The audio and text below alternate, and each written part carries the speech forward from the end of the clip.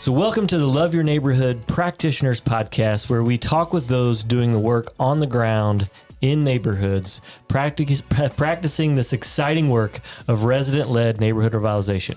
We believe that when residents are at the center of the change process, we can build sustainable communities from the inside out and break negative generational cycles. And it's also just a lot of fun. I'm your host, Austin Maxheimer, Director of Love Your Neighborhood at Community One in Evansville, Indiana. And with me is my teammate and co-host, Hannah Ware. And today we are talking with the Tepe Park finest, Community One's Tepe Park Neighborhood Revitalization team. I'm going to let them, because we've had some title shifts, just introduce them and the role that they work under. Yes, my name is Eric Tilman, and I am the Neighborhood Development Director. I'm David Felton, and I am the new Neighborhood Revitalization Coordinator. All right. So our main purpose for this podcast or this conversation is to share wins and fails, best practices and practical tips, and learn from one another as a community of practitioners. We also want to continue elevating Love Your Neighborhood as a real solution for genuine community transformation by sharing stories of real change from those doing the work. And these guys are doing the work. So let's dig in. First off, just introduce us to Tepe Park. Introduce us to the neighborhood you work in. Yeah. So Tepe Park has about 1,900 neighbors living in the neighborhood on the south side of Evansville. And it's just a beautiful neighborhood. I've had the opportunity to just be there for 4 years with neighbors, learning, listening, and loving. So it's one of my favorite places to be. David, you're brand new to the role. Well, 2-3 months in now, Yes. but still a little baby in neighborhood revitalization work. How was this job pitched to you? So I've known Eric for some years now. We actually went to church together for some years. We went to the Rock Global Outreach Ministries. I am still involved with the Rock Global Outreach Ministries, and I also have, I guess we call it dual membership with Bread of Life, which what used to be Progressive. But knowing Eric, he used to actually be my youth leader at the Rock. So he's known me throughout the years. He's seen me basically grow up in a way. But, obviously years passed, time passed, and I was working, just out in the workforce. And I get a random call from Eric. And he, we catch up a little bit, and he's asking me if I would be interested in doing this job role with Community One. And he kind of knew my affiliation with The Rock as well as Bread of Life, and I am one of the ministers or leaders for two ministries, one at Bread of Life and one at The Rock. So I'm over a young adult group called Purpose at The Rock, and I'm over the youth ministry at Bread of Life with my wife. So with that background and that experience, he brought forth this job role to basically come in and replace him as the neighborhood coordinator in Tepe Park, but through Community One. So whenever he pitched the job role, obviously he, named all the technicalities that came with the job role, and he kind of gave me his best description of the role, but he basically just told me that a lot of what I was already doing kind of related to the job specifics and the what I would be required to do, being the neighborhood coordinator. So when he pitched it to me, I was like, this can't be real right now. Like, I don't have any experience in actual community development, and things like that from like either a business or a corporate standpoint. But I did have experience, just being out in different communities and evangelizing in a way, but really just being personable with people, and that was kind of my role or my duties as a leader at Bread of Life and The Rock for the ministries I was a part of. So everything basically just went together. It made sense. And I couldn't refuse it. It was flexible. It was meaningful work. And I felt like it was what God was calling me to do. He had recently been putting me in a lot of leadership positions, and I felt like this was the next step in that. So, yep. Yeah. So now that you've been on the ground for, a whopping 3 or 4 months. Exactly. Yep. What do you love about Tepe Park so far on the early returns on your experience? Yeah. So I actually grew up not too far from the area. I kind of grew up in we call it uptown area. So I grew up on streets like Lincoln Avenue, Powell, Gum Street. So right over there by the new Boys and Girls Club. Yeah. So I was familiar with the Tepe Park area. My grandmother actually lived over there in that neighborhood for years. So I was familiar with roaming those streets as well, just having cousins and family in that area, going to different markets that used to be in the area that are no longer there. So I was familiar with the area, but I didn't really know it and wasn't connected to it like the people who live there now are. Since coming to learn the few people that I know now with the leadership team in Tepe Park, I can see that they take a lot of pride in their community. Yeah. There's a lot of people who are, I guess, for lack of a better term, diehard fans of Tepe Park. And they love their community. They love the people in it. And again, they just take pride in their community. Yeah. And Eric, you've been on the ground for 4 years. Yeah. Years. Think about that. After 4 years, what still breaks your heart for the community? What still breaks my heart is the fact that it's still a disinvested area and neighborhood. And a lot of the neighbors in the neighborhood don't get the recognition or the time with the right people that they deserve. Not many people are listening to them unless they're already there on the ground in relationship with them. But as far as like the wider community, it doesn't happen super often. But I thank God that we have been able to kind of step in that gap and be able to be a bridge, for the wider Evansville community and neighbors inside of Tepe Park. And one of the things that I love about Tepe Park, jumping back to the older question, is that Tepe Park is super diverse, especially economically. You have doctors that live in the neighborhood, and you got people that may work in a fast food space or restaurant in the neighborhood. You have entrepreneurs in the neighborhood. It's so diverse in that aspect. I love it. So what's going on right now in the neighborhood as it relates to the Love Your Neighborhood initiative? Where are you guys at? Yeah, it's a lot going on in the neighborhood initiative. Is what's happening right now is that we're in year 8.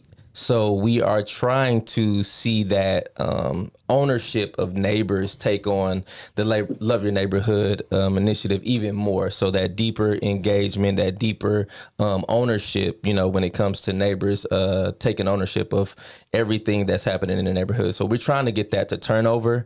It's taking time. I have an expectation, and we may have an expectation, but we always say, like the awesome Austin Maxheimer say, we have to move at the speed of the neighborhood. So yeah, that's just one of the things that's happening in the neighborhood. We got so many different things economically happening. We got a lot of entrepreneurs button up and interested in how can they help the community and how they can help the neighborhood. So yeah. So you mentioned that we're 8 years in now. Yeah. It seems like, and I don't want to jinx it, but we're at sort of a tipping point. Bedford Clav is open. Yeah. We've got park expansion going on. We've seen it over 50 units of housing investment, affordable housing. There's just a lot. Someone mentioned seeds of success, which is healthy access to foods and nurses. Just like so much going on. So, what would you attribute to that tipping point, and what words of encouragement would you give to someone who's like not there yet? They might be in year 1 or year 3. They're not 8 years in. What kind of words of encouragement? So both of those, like, what would you attribute and words of encouragement? I think it's a lot of the lead agency work that C1 has been leading and giving neighbors voice, letting them know that they're heard, and then neighbors turning that into confidence to be able to step out on things because, okay, I'm valuable, learning that they have this value and I can step out on this thing that I'm passionate about, and then seeing those things come into fruition. I think that plays one of the big parts and catalysts to that movement happening.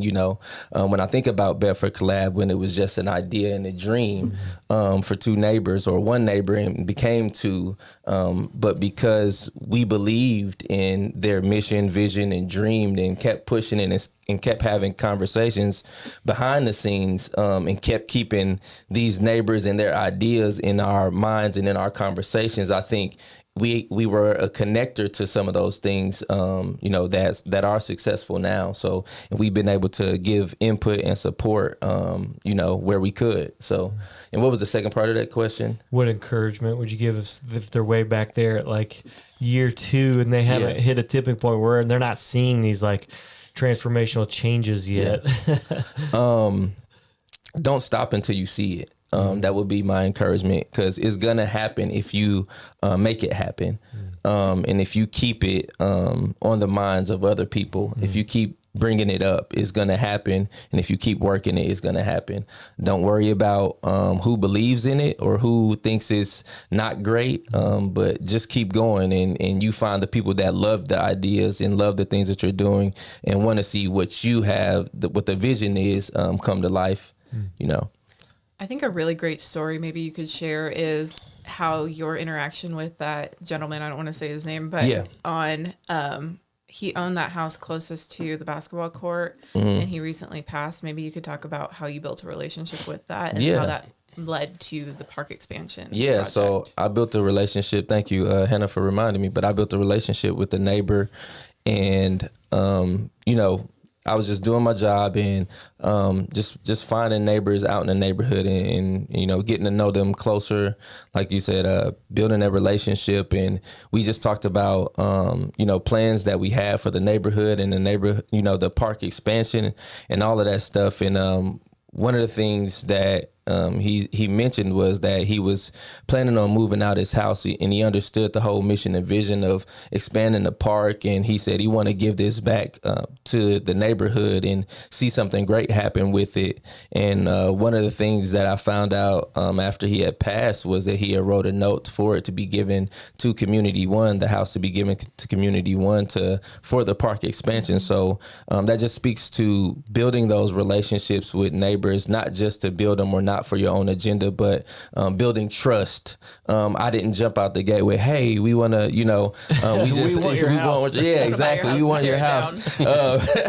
It was definitely not that. But it was just a slow relationship. It was over a couple years, that I built this relationship, and I would check back in on them from time to time. It would be months at a time when we would talk, in between when we would talk. So, that just building that relationship with him was a beautiful thing. All right, David. Yeah, put you on the spot here. So we were just talking about giving encouragement to people who are maybe practitioners that are maybe way back in the beginning. Well, you're at the beginning of the work, understanding the work. What would David of March 2026 go back and tell David of November 2025 to encourage yourself and to this is what I wish I would have known even just 5 months ago? Well, I believe the team already tried to give me a little bit of heads up. They were like, buckle up, So beside from that, I would just say to my earlier self, don't be too intimidated, right? Coming into the work, I was, of course, nervous and, trying to figure out how I was going to try to fill the big shoes that Eric left, me to fill. But no, it's been really dope to see what he's been able to cultivate and the relationships that he's built with the people, not only with C1, but Tepe Park and the entire neighborhood as a whole. But then I really didn't know what I was getting myself into. None of us do. Exactly. In hindsight, I'm like, okay, it's a lot, but it's a lot of meaningful work, and it's a lot of thought and passion put into, the different structures that you guys have created, the Love Your Neighborhood framework, the whole nine, everything that you guys have thought about, putting into this neighborhood and other neighborhoods as well. It's really great to see. I didn't really know much about C1 at all until Eric came to me with the job opportunity, but I'm thankful now that I've been able to see a different perspective of what actually is being put into, revitalizing neighborhoods and figuring out how to, create these developmental properties and things like that, all for just the betterment of the neighborhood and just to see people thriving and succeeding. So I would say, again, don't be too intimidated. The work is very meaningful and you're putting a lot of good into the world. So That's good. Yeah, that's good. Yeah, this is definitely a shift in the traditional kind of models of charity. Can you talk about maybe what you've had to unlearn in the past 5 months to do this work better? Not everything is going to come as quickly as you think it will. I think obviously great things take time. I think when people think about revitalizing their neighborhood or just seeing change, they may want that change to come overnight or within a few weeks or a couple months. But I think it's important to make sure that you build a foundation, make sure everybody understands what they want the foundation to be.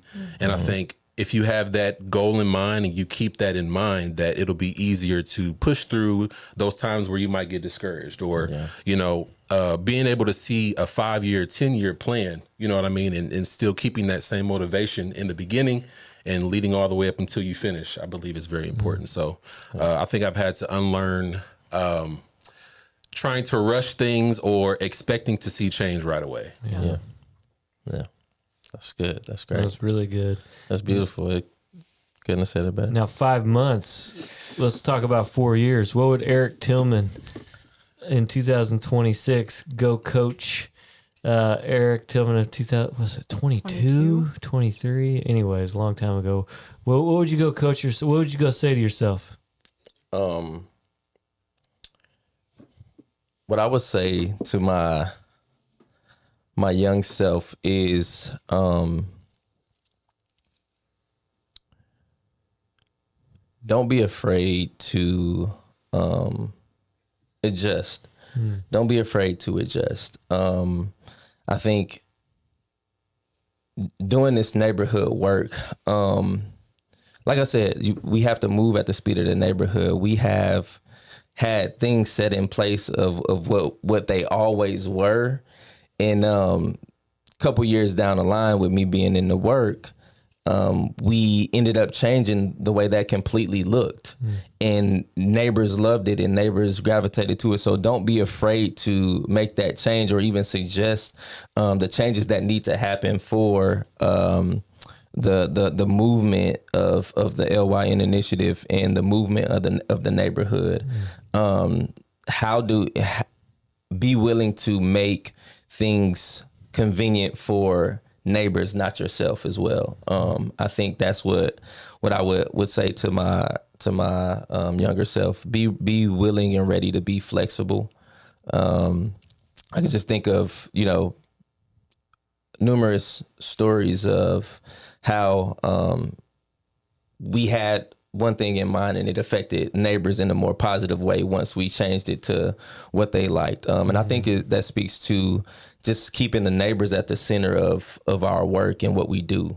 Well, speaking of that, let's talk about the door knocking campaign. Yeah. So let's just talk through that for a while. Yeah. Let's sit down in that for a while because you're in 11 Your Neighbor Initiative. Phase 1 is all about listening and resident engagement. We want to meet as many neighbors as possible, and we want to listen to as many neighbors as possible.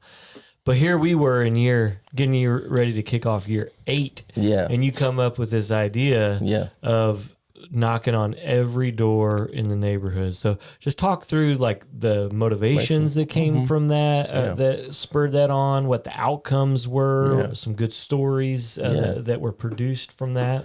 Yeah. So on the south side of Evansville, for the most part, the narrative is already created for us and for the neighbors there, that it's a certain type of neighborhood.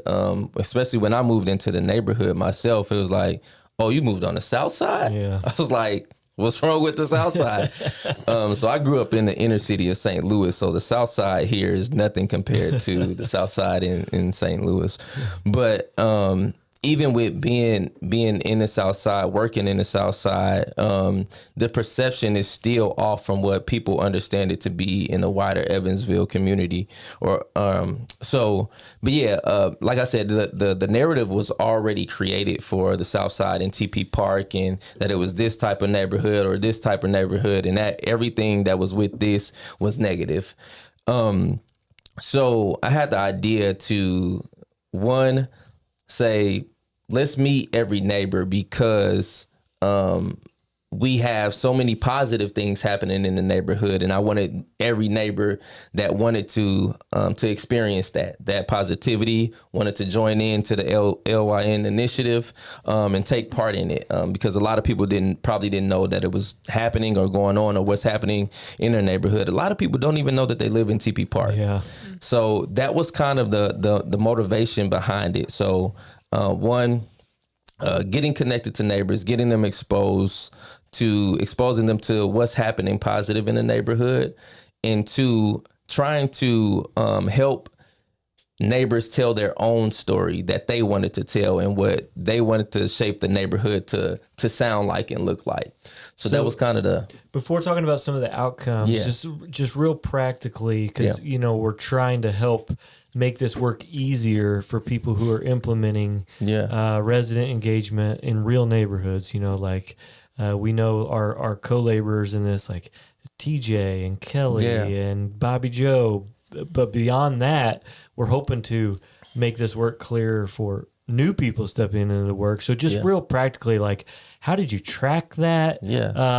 Like, how did you know when you were winning? And like, because I know you're a competitive guy. Oh, yes. Like, so just like from a real practical side, how did you track that? How did you know that you're knocking on all the doors, all that stuff? Yeah. So we broke the whole neighborhood down into 8 different sections. So by quadrants, 1 through 8. And every month we would try to knock out a quadrant. Okay. So a quadrant a month was what our goal was. And we would track that. We would track every house that we knocked on, whether it be a vacant house, whether the neighbor answered, whether they didn't answer, or whether we left a door hanger. So we were tracking all of that, what we did, if we needed to go back and introduce ourselves again to that neighbor, whatever the case may be. We use this for multiple things, also to be able to collect stories. We could go back with neighbors as well and collect stories with neighbors, do listening. But we tracked every quadrant every month until we got almost every home and door knocked on in the neighborhood. So we just walked and took different days, and we did it with different people, invited other neighborhood leaders into walking with us. Sometime they would come with us. So we invited as many people as we could to take part in this. So it wasn't just us, but it was also a few neighbors as well. So that meant that they had already bought into what was happening positive in the neighborhood and wanted to be a part of that as well. But did that answer your question? It's just a beautiful example of like a true deep dive. Like never giving up. 8 years in, we're still going door to door trying to meet the next new neighbor. So, but what was an outcome? What came from that? Maybe even things that you weren't expecting. So one day we were out door knocking and we met a neighbor. And then he said, and I don't know if this has been said in the podcast, but the famous words of "you got to meet." Not yet. Right? Not yet. So you guys will have to wait till Austin tell the story of "you got to meet." That's definitely podcast worthy. But anyways, I met a neighbor as we were door knocking, and he said, "You got to meet my neighbor so and so." And I was like, okay. So I went over, knocked on his door. He wasn't there. I left the door hanger, and then he in turn filled that form out that we left the door hanger on. We filled the form out that was on the door hanger, and reached out to me through email as well. And we got to sit down, and we just got to talking. And initially, it was just for me to meet him, let him know what was happening in the neighborhood, for me to learn who he is, build a relationship with him. 1 hour scheduled meeting ended up turning into 3 hours, and now we've met at least about 3 or 4 times since then. David has met him as well. So that was very, very unexpected. I didn't expect to gain a friend he always is congratulating us on our work and the things that we're doing in the neighborhood. He's a neighbor that loves his neighborhood. He gets up in the morning at 5 a.m. every morning and go pick up trash and picks up his neighbor's trash, do things for his neighbors that live around him. So yeah, it was definitely an unexpected relationship and a thread that yeah, it's beautiful. Yeah, it wouldn't have happened without it. Yeah, it wouldn't have happened without us, doing the door knocking and, going to meet neighbors. Yeah, you were talking about how so often the South Side gets narratives placed upon it, but then we hear stories like that where there's so many bright spots in the neighborhood and people who are just living and doing positive things and wanting to improve their neighborhood, and telling these stories is how neighbors can reclaim the narrative for the place that they live. Yeah. So even to that point, if I could real quick tell another story about how Seeds for Success happened. That was a beautiful story that people probably wouldn't expect to come from the South Side, of a neighbor having the courage and having the confidence through so many different people and so many different connections that were already in the neighborhood and who she was connected to go for a $20,000 grant for gardening and different things for the youth in the neighborhood, but not only in our neighborhood, but also in schools in the community. So that's from my experience, that's been unheard of in the South Side, especially. And when you have a neighbor that has the confidence to do something like that and understanding what pieces, had to come together for her to even, do that. We were just like a fly on the wall in that whole experience, but she took coaching and asked questions from us, and we gave her some data that we had collected already, and it's beautiful just to see, like, I don't think 5 years ago she thought that was even in her to do. So to see her, step out on that, and I know her journey, I have conversations with her all the time. So just to know her journey and where she's come from and who she is today is beautiful. It's who I always knew she was. But just for her to realize that, and it ended up turning into $30,000 because her presentation was so well that they wanted to give her extra money. So yeah, that's just a beautiful thing. And I love to be able to tell that story. I tell neighbors all the time, it's people in the community and in Evansville that knows your name that you don't even know and may not ever know, but they know your story and know who you are. So let's pull that thread a little more. So in Tepe Park is kind of like, it's where Community One is serving as lead agent. Yeah. So as we launch more Love Your Neighbor initiatives, we're learning on the ground and kind of piloting. I always say that we're hacking through the jungle so that other people can have a clear path. Yeah. And so one of the things that we're hoping to do as we shift into the latter part, and you already talked about it, was the ownership of the initiative by the neighborhood, where theoretically we could go away and we've truly built a sustainable community, or at least maybe if we don't go away, we just have a new iteration of how we resource the neighborhood, right? Yeah. And so one of the ways that we're piloting to that end, both to see neighbors flourish, but then also potentially explore what our next role might be, is that we're piloting something called a neighbor navigator. So David, putting you again on the hot seat, only been here 5 months. From your best understanding, can you just explain Neighbor Navigator, what that looks like, what the relationship's like, what that investment looks like in neighbors? Yeah. So in a nutshell, again, from my understanding and what I'm coming to learn, is that we take on a neighbor, and multiple neighbors are able to have this opportunity throughout the year. I believe it's a specific number every year, but we take on a neighbor, and basically the whole goal is to help them establish what their goals are, and to, in the end, provide a path or a roadway to their flourishing self.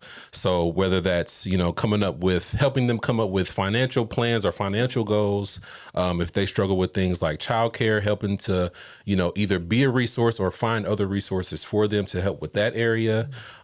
We try to figure out if there's any other barriers or roadblocks in their way to, getting a degree or a diploma or things like that. So we are basically acting as a supportive system, a close supportive system that they're able to help, or that we're able to help them use to again help them to get to their best flourishing self. So in a nutshell, that's what it is. Obviously, you know, there's more detail, meeting with them regularly. You know, if they have any questions, they can come ask us, or if they're having issues in a certain area. But yeah, so it's just taking on neighbors and being more personal with them. Yeah. So instead of a group, it's more of a one-on-one connection, meetings that we have with them. So yeah. And you've been you're the one who piloted it last year. So what did you learn through it? Yeah, man. Not ever have I heard again until stepping into this work. You know, a customized pathway to flourishing, a 2-year process saying, this is what I want for my life in the next 2 years.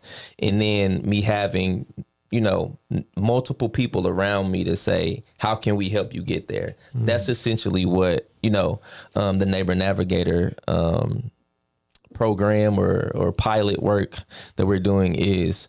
It's a beautiful thing. I tell people all the time, like, if you can do it, I would if I could, because it's almost like an accountability partner. You know where you want to go, but you may need some extra help or some extra. And then when I say help, I mean some extra accountability to say, hey, have you messed around with this goal? I know you said you want to do this, so have you looked into it? Have you started working towards it?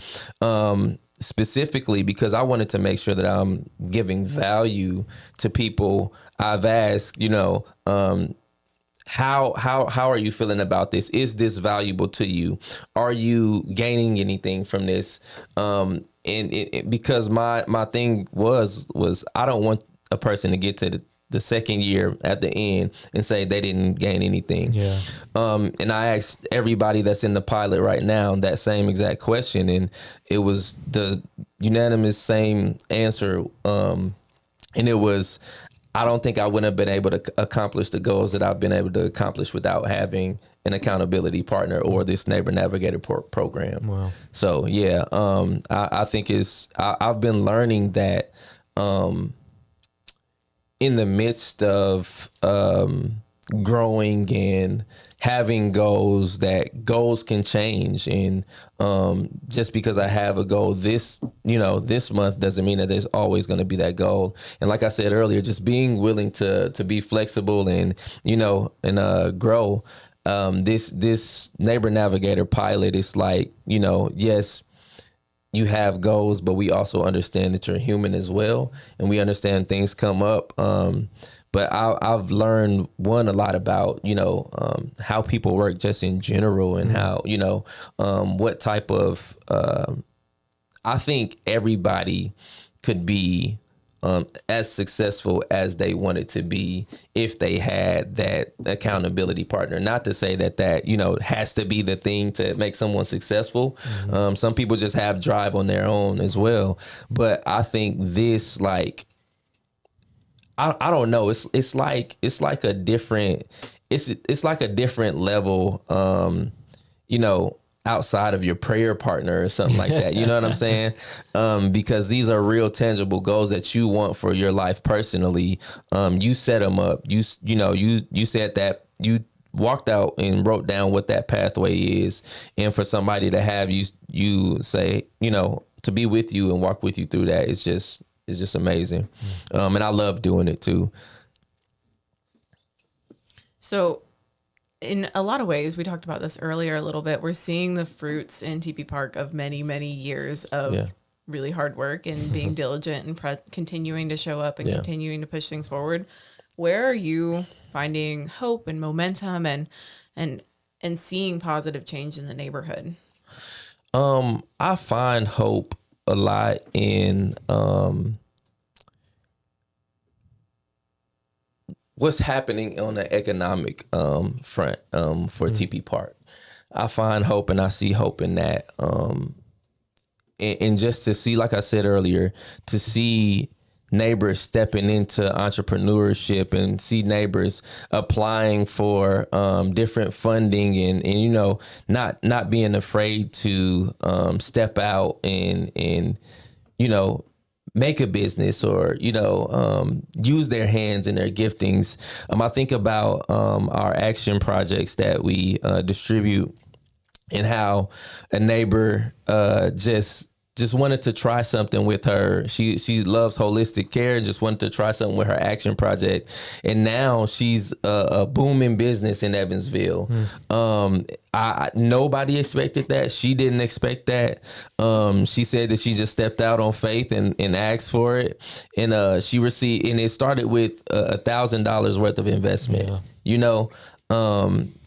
Man, it's just beautiful to see something like that. She's applied for an action project. I knew I had a relationship with her, and this is just that point was just speaking to the importance of building relationships with neighbors.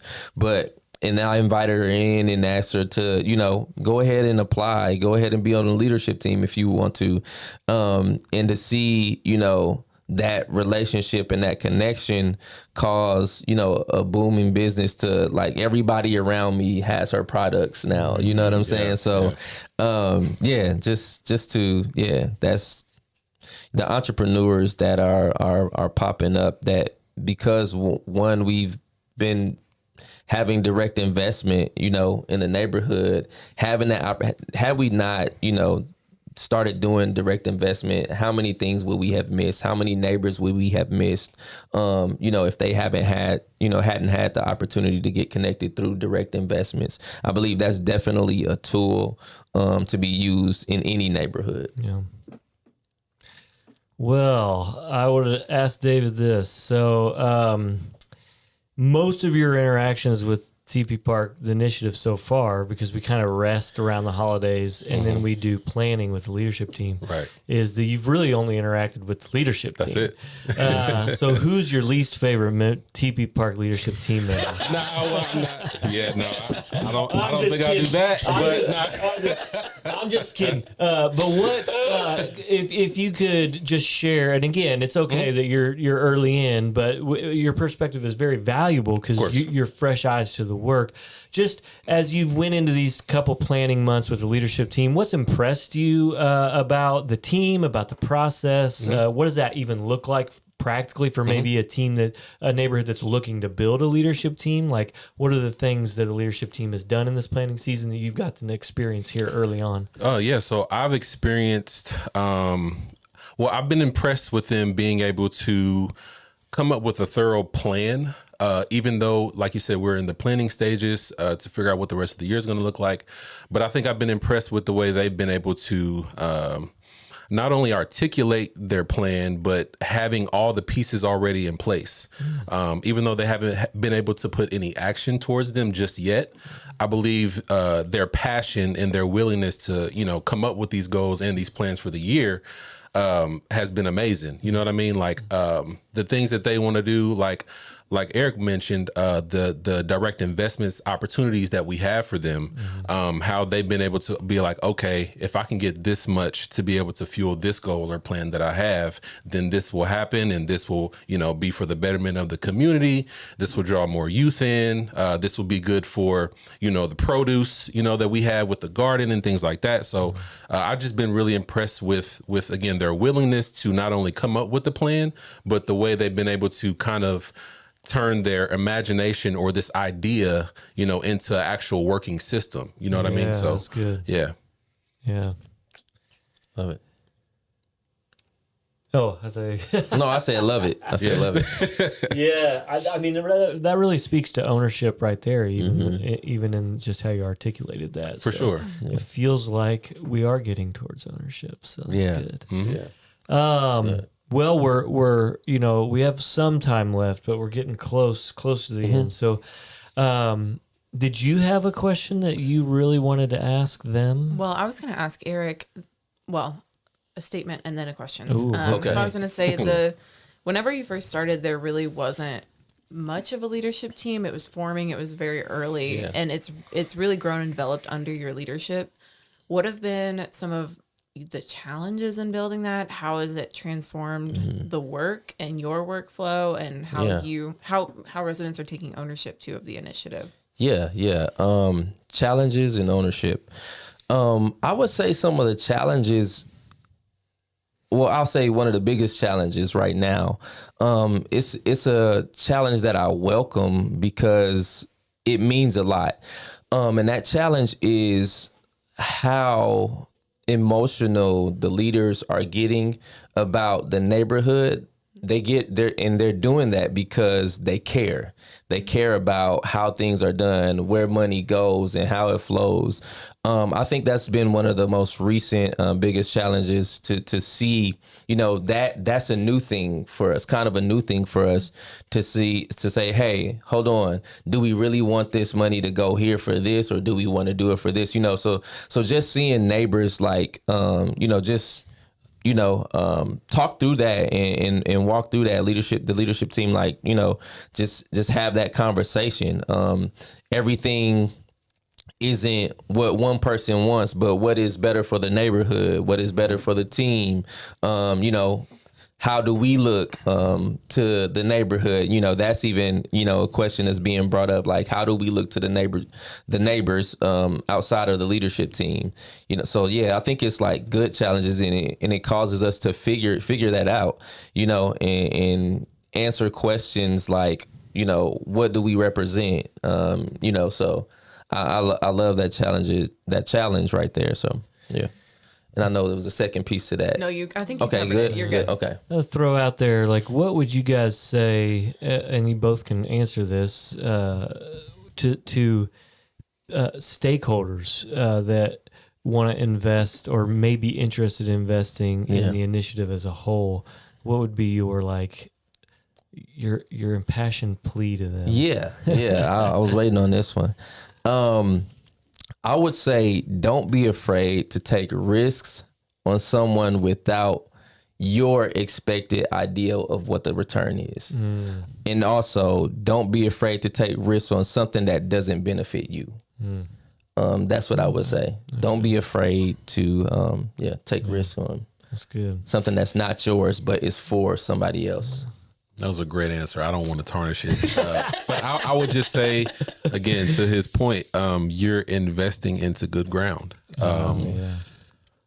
All the, like I mentioned, the goals and the plans that these people have for the betterment of the community is for the betterment of the community. So your investment or just a simple agreement to the ideas that they have is not going to waste. So. Yeah, I think I'll use what I've heard you tell me multiple times, and it's we can only do what we can do, but we can't determine the outcome. If we give into something with a good heart, or we give time to something with a good heart, we don't determine what the outcome is. God does. We can't control that. As long as we're being obedient to what we're supposed to do and what we're called to, we shouldn't have any issues. Yeah. All right. Final comment, and then I got a final question. Okay. Real quick, what would you say to a fellow practitioner as a parting comment? Like someone who's on the ground in another Love Your Neighbor initiative, what would you like to say to them? Yeah. I'll answer this with the answer that I have for a different question. But it was about what I wish people knew about this work, period. But that I want people to know that this work is so nuanced. It's so nuanced, and it's not one-dimensional at all. People aren't one-dimensional at all. And be willing to learn from people as you're building relationships. So it may be a counseling session. One day you may meet a neighbor and they just start crying. One day you may meet a neighbor and they might tell you their whole life. They may give you a key to their house. Anything can happen in this work, but be open to it and be willing to love your neighbor. Man, that's so good. Like, if you're a David, the young guy, like, get this job because you can qualify for literally anything. Yeah. Counselor, movie producer, right. Leadership consultant. Like, it doesn't matter what it therapist, is. So. Database developer. All the things, builder, communication, fundraiser, grant writer. It don't matter. It don't matter. Yes. This work will take you any and everywhere. Amen. Yeah, watching somebody else's kids for a babysitter, it can turn you into multiple. You will definitely wear many hats, but that's the thing that I love about the work. It's not one day is the same. Okay, so this is how I'm closing every episode because I'm on a campaign, a passionate campaign to create more fun. In neighborhood work. All right. Because Eric. Okay, I thought you were fun at all. Yeah, I thought you were gonna start promoting neighborhoods in Jesus. No, but we could do that some other time. Yeah.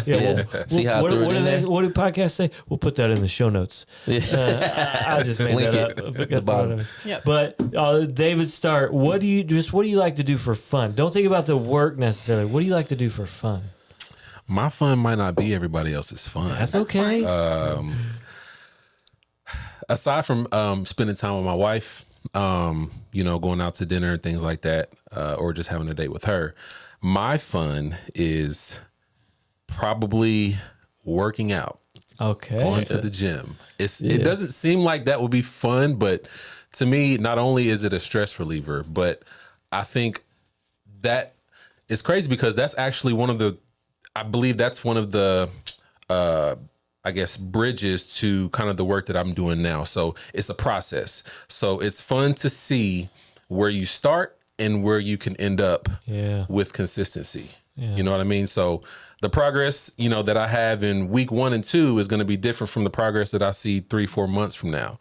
And I think it's fun to, I am kind of competitive as well. So I have a multiple sports background. I went to colleges, some big D1 colleges and things like that. And we had a lot of competition and fun in the weight room, right? So I can bench more than you. You know what I mean? I can squat more than you. You know what I mean? So my fun might be a little different than everybody else's fun, but anything active or sporty, that's kind of my vibe. Yeah. Okay. Yeah.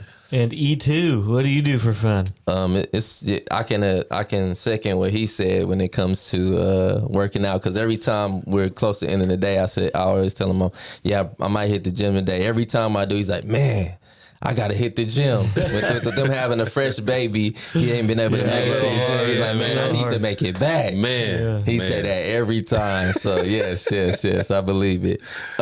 So for fun, for me, like if it's not with my wife and kids, because like anything and everything that we do is like we make jokes out of everything. So we laugh, we joan on each other, we get all of that stuff. But outside of that, like what don't I do for fun? That's how I feel. Like everything that I do for fun. If it's outside of work, not that work isn't fun, work is fun as well. But so I love watching anime, love playing video games. I'm an music artist, so that's one of my number one passions right there. So just creating music, producing, mixing, writing, all of the things. Watching movies. I am a big movie guy. I watch probably too many movies. Like anything athletic, challenging. I will see who can roll a penny the farthest down the road. I don't. Anything I can turn into a competition. If we're outside in the pool, I'm gonna see if I can get wetter than you. Whatever it is. Whatever it is, man. I love competing and love just creating that challenge, and I think I turned my boys into the same thing. Well, I love that, and I know that you've already started doing this, but I'm just gonna do it anyways. Invite you both to bring that fun into the neighborhood work. Great. Because we need it. So thank you guys, and go love your neighborhood.